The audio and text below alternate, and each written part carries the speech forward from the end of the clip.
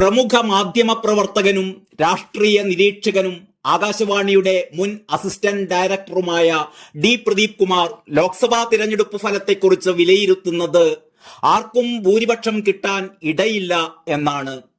എൻഡിഎക്ക് കേന്ദ്രത്തിൽ ഭൂരിപക്ഷം നഷ്ടപ്പെടും. കിട്ടാവുന്ന പരമാവധി സീറ്റ് 265. ഇന്ത്യ മുന്നണി കഴിഞ്ഞ തവണത്തേതിനേക്കാൾ കൂടുതൽ സീറ്റുകൾ, അതായത് 230 സീറ്റുകൾ വരെ നേടുമെങ്കിലും അവർക്കും ഭരിക്കാൻ ആവശ്യമായ ഭൂരിപക്ഷം കിട്ടാത്തതോടെ BJD, YSR കോൺഗ്രസ്, BSP തുടങ്ങിയ കക്ഷികളുടെ നിലപാടുകൾ നിർണായകമായേക്കും. NDAക്ക് പരമാവധി കിട്ടുക 265 സീറ്റുകൾ. കഴിഞ്ഞ തവണ കിട്ടിയ 353 നിന്ന് അവർക്ക് വൻ തകർച്ചയാണ് ഉണ്ടാകാൻ പോകുന്നത്.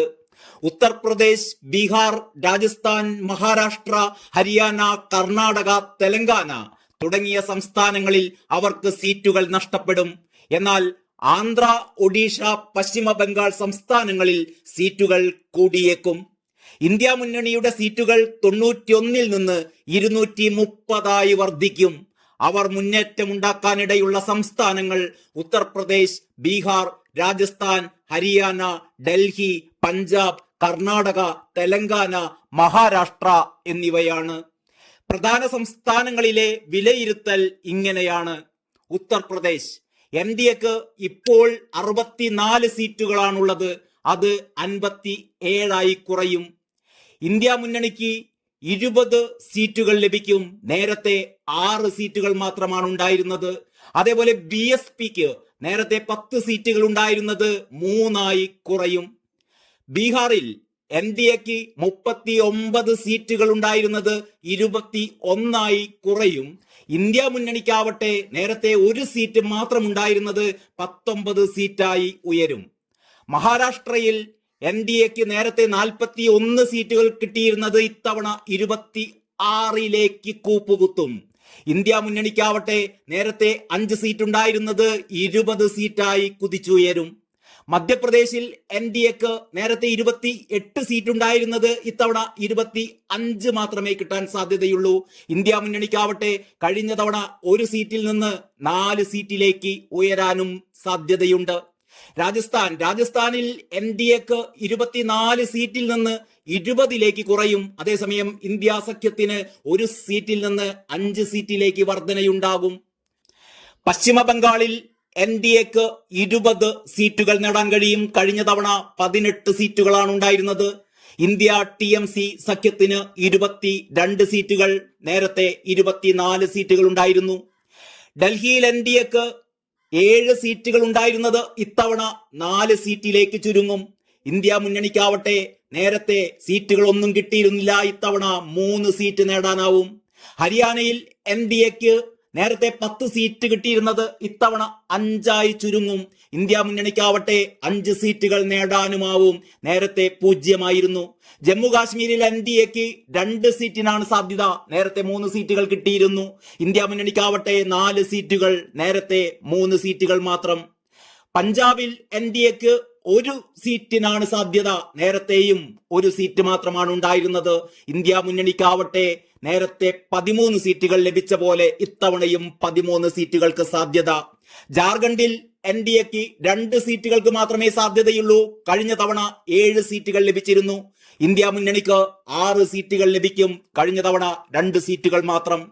കർണാടകയിൽ NDAക്ക് 13 സീറ്റുകൾക്കാണ് സാധ്യത. കഴിഞ്ഞ തവണ 26 സീറ്റുകളായിരുന്നു ലഭിച്ചത്. ഇന്ത്യ മുന്നണിക്കാവട്ടെ 15 സീറ്റുകൾ ലഭിക്കാൻ സാധ്യതയുണ്ട്. നേരത്തെ 2 സീറ്റുകൾ മാത്രം. തെലങ്കാനയിൽ NDAക്ക് 3 സീറ്റുകൾ ലഭിക്കും. കഴിഞ്ഞ തവണ 4 സീറ്റുകളായിരുന്നു. ഇന്ത്യ മുന്നണിക്ക് 10 സീറ്റുകൾ, നേരത്തെ 2 സീറ്റുകൾ മാത്രം. BRSന് 3 സീറ്റുകൾ ലഭിക്കും. നേരത്തെ 9 സീറ്റുകൾ ലഭിച്ചിരുന്നു. തമിഴ്നാട് പോണ്ടിച്ചേരിയിൽ NDAക്ക് സീറ്റുകളൊന്നും ലഭിക്കാൻ സാധ്യതയില്ല. ഇന്ത്യ മുന്നണിക്കാവട്ടെ 39 സീറ്റുകൾ, കഴിഞ്ഞ തവണ 40 സീറ്റുകൾ ലഭിച്ചിരുന്നു. കേരളത്തിൽ NDAക്ക് 1 സീറ്റ് പ്രതീക്ഷിക്കാം. ഇന്ത്യ മുന്നണിക്ക് 19 സീറ്റുകൾ, കഴിഞ്ഞ തവണ 20 സീറ്റുകളും മുന്നണിക്കായിരുന്നു. ആന്ധ്രയിൽ NDAക്ക് 10 സീറ്റുകൾ, കഴിഞ്ഞ തവണ 3 സീറ്റുകൾ മാത്രമായിരുന്നു. ഇന്ത്യ മുന്നണിക്ക് 5 സീറ്റുകൾ, നേരത്തെ ഒന്നും ലഭിച്ചിരുന്നില്ല. YSR കോൺഗ്രസിനാവട്ടെ 10 സീറ്റുകൾ മാത്രമേ ലഭിക്കാൻ സാധ്യതയുള്ളൂ. കഴിഞ്ഞ തവണ 22 സീറ്റുകൾ ലഭിച്ചിരുന്നതാണ്. ഒഡീഷയിൽ NDAക്ക് 10 സീറ്റുകൾ ലഭിച്ചേക്കാം. ഇന്ത്യ മുന്നണിക്ക് 1 സീറ്റ് മാത്രം. BJDക്ക് 12 സീറ്റ് ഉണ്ടായിരുന്നത് ഇത്തവണ 10 സീറ്റായി കുറയും. ഗുജറാത്തിൽ NDAക്ക് നേരത്തെ 26 സീറ്റുകൾ ഉണ്ടായിരുന്നത് ഇത്തവണ 24 മാത്രമേ സാധ്യതയുള്ളൂ. ഇന്ത്യ മുന്നണിക്ക് 2 സീറ്റുകൾ ലഭിക്കും. ഛത്തീസ്ഗഡിൽ NDAക്ക് 8 സീറ്റും ഇന്ത്യ മുന്നണിക്ക് 3 സീറ്റും ലഭിക്കും. നേരത്തെ ഇന്ത്യ മുന്നണിക്ക് 1 സീറ്റായിരുന്നു ലഭിച്ചിരുന്നത്. ആസാമിൽ NDAക്ക് 6 സീറ്റിന് സാധ്യതയുണ്ട്. കഴിഞ്ഞ തവണ 9 സീറ്റ് ഉണ്ടായിരുന്നു. ഇന്ത്യ മുന്നണിക്കാവട്ടെ കഴിഞ്ഞ തവണ 3-ൽ നിന്ന് ഇത്തവണ 6-ലേക്ക് ഉയരാൻ പറ്റും. AIUDFന് 2 സീറ്റുകൾ ലഭിക്കും. കഴിഞ്ഞ തവണ 1 സീറ്റ് മാത്രമായിരുന്നു. അങ്ങനെ NDAക്ക് മൊത്തം കിട്ടിയേക്കാവുന്ന സീറ്റുകൾ 265. ഇന്ത്യ മുന്നണിക്ക് 230. രണ്ടു മുന്നണികൾക്കും ഭൂരിപക്ഷം കിട്ടാനിടയില്ലാത്തതിനാൽ YSR Congress 10 seat, BJD 6 seat, BRS 3 seat, BSP 3 seat തുടങ്ങിയ കക്ഷികളുടെ നിലപാടുകളായിരിക്കും നിർണായകം. 2019-ൽ BJPക്കും NDAക്കും കിട്ടിയത് പരമാവധി സീറ്റുകളാണ്. കടുത്ത തൊഴിലില്ലായ്മ, വിലക്കയറ്റം, കർഷക സമരം തുടങ്ങിയവയാണ് ഈ തിരഞ്ഞെടുപ്പിൽ ചർച്ച ചെയ്യപ്പെട്ട പ്രധാന വിഷയങ്ങൾ. രാമക്ഷേത്ര നിർമ്മാണത്തോടെ ഹിന്ദുക്കളെ ബാധിച്ച ആ വൈകാരിക വിഷയത്തിന്റെ പ്രസക്തി നഷ്ടമായി. 400-ലധികം സീറ്റുകൾ എന്ന മുദ്രാവാക്യവുമായി തിരഞ്ഞെടുപ്പിനെ നേരിട്ട മോദിക്കും BJPക്കും ഇന്ത്യ മുന്നണിയുടെ രൂപീകരണം വലിയ അടിയായിരുന്നു. 1-2 ഘട്ടങ്ങൾക്ക് ശേഷം തീവ്ര ഹിന്ദുത്വ അജണ്ടയിലൂന്നി മോദി നടത്തിയ പ്രചാരണം പക്ഷേ ആത്യന്തികമായി അവർക്ക് പിന്നോക്ക ദളിത് വോട്ടുകളിൽ ഒരു വിഭാഗത്തെ നഷ്ടപ്പെടുത്തി. മുസ്ലിങ്ങളുടെ സംവരണം നിർത്തലാക്കുമെന്ന പ്രഖ്യാപനം, പൗരത്വ പ്രശ്നം തുടങ്ങിയവ മുസ്ലിങ്ങളെ മാത്രമല്ല സംവരണാനുകൂല്യങ്ങൾ ലഭിക്കുന്ന മറ്റു പിന്നോക്ക ജനവിഭാഗങ്ങളെയും ഇന്ത്യ മുന്നണിയുടെ പിന്നിൽ അണിനിരത്തി.